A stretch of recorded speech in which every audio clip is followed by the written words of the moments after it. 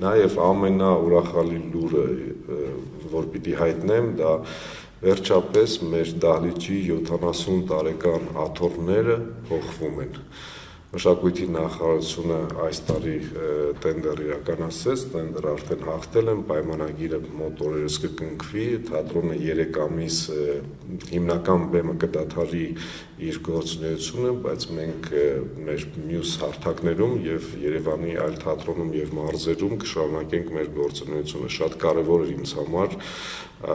այս խնդիրը երկար տարիներ այսպես լուծում չէր գտնում, մի անգամ պատերազմը խանգարեց, մյուս անգամ COVID-ը եւ այլ, վերջապես մեր 70 տարեկան հալումաշ եղած աթոռները կփոխվեն։ Ես կարծում եմ, որ այսօր մեր հանդիսատեսին պետք է ընդունել անընդպատշաճ մակարդակով եւ պայմաններ ստեղծել, որ իրենց համար հարմարավետ լինի, որովհետեւ անհարմար միջավայրում ինչ էլ ցուցադրես բարդ է եւ ոչ ճիշտ։